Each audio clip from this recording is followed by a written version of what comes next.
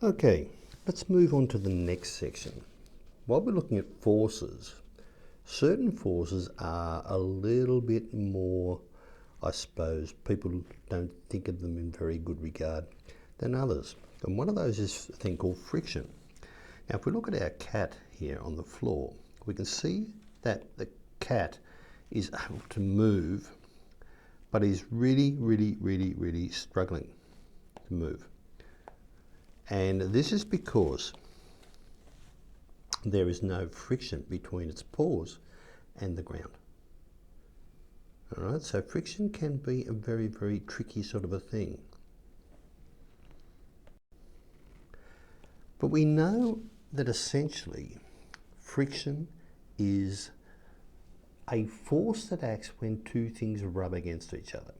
Now, those things could be like the person here rubbing their hands together, or it could be something as simple as your foot touching the floor, or even as we walk through the air. The air has got atoms in it, and those atoms rub against your skin as you move through. And as we'll find out, we give that a special name called air resistance, or some people call it drag. So when we see things rubbing together, we know that friction happens. Now, if you think about rubbing your hands together like this, one of the things you do notice is that your hands start to warm up. You start to feel some heat, or the temperature rising. And that's because one of the things that always seems to come with friction is some heat. Now, friction, is it a good thing or a bad thing? And as I said to you, it's not so much a thing that should be saying yes or no to. It can be good, it can be funny, it can be bad. So let's think about it.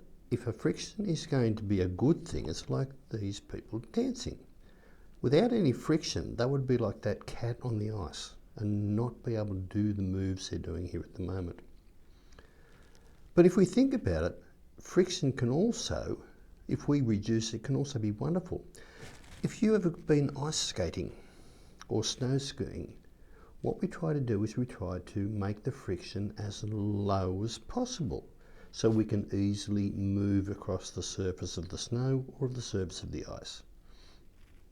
Same sort of idea if we're doing surfing or various other sports, and they rely upon the whole idea of friction being decreased.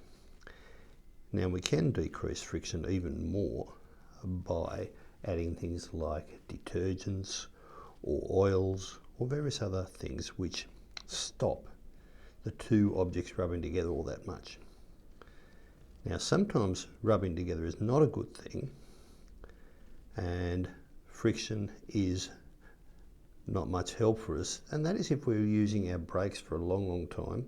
They can become very hot, and that means they don't work as well as they used to. So friction can be a good thing or a bad thing.